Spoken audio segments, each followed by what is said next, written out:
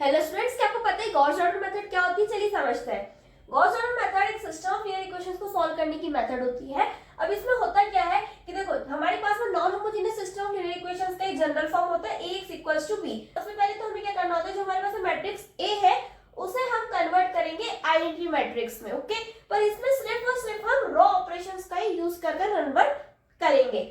अब उसमें हम करेंगे क्या, जो हमारे पास में a होता है उसको पहले हम इस फॉर्म में लिखेंगे, a और b के फॉर्म में लिखेंगे। उसके बाद हम हमारे जो a है उसको आइडेंटिटी मैट्रिक्स में रिड्यूस करेंगे। तो जब हमारे पास में b की वैल्यूज होंगी वो भी साथ ही साथ उस पर भी ऑपरेशंस परफॉर्म होंगे। अब आइडेंटिटी मैट्रिक्स हमारे पास में क्या होता है, ये होता है, ठीक है। अब इसको कन्वर्ट करने से सबसे पहले हमें करना क्या होता है, जो हमारे पास फर्स्ट एलिमेंट होता है उसको हम 1 बनाएंगे। उसके बाद जो उसके नीचे के दोनों एलिमेंट्स है उसको हम 0 में कन्वर्ट करेंगे। देन उसके बाद हम क्या करेंगे, जो हमारे पास में यहाँ पर सेंटर वाला एलिमेंट है उसको हम 1 करेंगे और फिर जो उसके साइड वाले एलिमेंट्स है उसको हम 0 करेंगे। देन जब हमारे पास में दो कॉलम्स हो जाएंगे उसके बाद हम क्या करेंगे, ये वाले 1 इसको हम 1 में कन्वर्ट करेंगे, फिर बाकी के ऊपर वाले दोनों एलिमेंट्स को हम 0 करेंगे। इस तरह से हमारे आइडेंटिटी मैट्रिक्स में हम इसको रिड्यूस करेंगे यूजिंग द रॉ ऑपरेशंस। जब हमारा मैट्रिक्स A है अगर वो पूरी तरह से आइडेंटिटी मैट्रिक्स में रिड्यूस हो जाता है तो यहाँ पर जो हमारे पास में वैल्यूज आएंगे उनको हम डायरेक्टली हमारे वेरिएबल्स के साथ में लिख सकते हैं। यहाँ पर हमारे पास x होता है, जब हम इक्वेशंस बनाएंगे तो y और z तो 0 0 हो जाएंगे,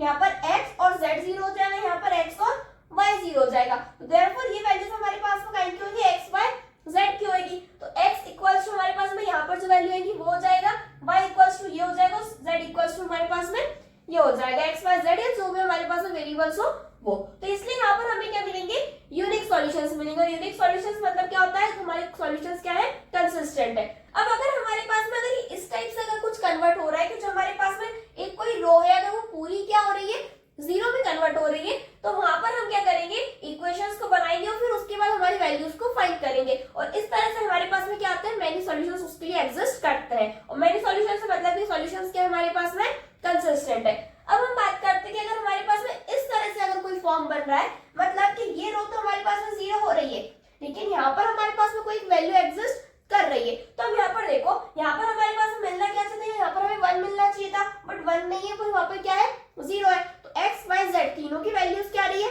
0 आ रही है। तो 0 can't be equal to c, यहाँ पर हमने 1 इक्वल्स टू c या फिर 1 की जगह हमने z इक्वल्स टू c कर लिया था, लेकिन यहाँ पर 0 इक्वल्स टू c ये तो पॉसिबल ही नहीं है। Therefore यहाँ पर हमें क्या मिलेंगे, नो सॉल्यूशंस मिलेंगे। और नो सॉल्यूशंस इसलिए हमारे पास सॉल्यूशंस कैसे होंगे, इनकंसिस्टेंट होंगे। अगर आपको इस टॉपिक का फुल एक्सप्लेनेशन चाहिए विद एग्जांपल्स तो मैंने इस पर डिटेल वीडियो बनाया है, लिंक डिस्क्रिप्शन में, वहां से आप उसको देख सकते हैं। और इस टाइप के एग्जाम ओरिएंटेड कंसेप्ट के चैनल को सब्सक्राइब करना ना भूलें।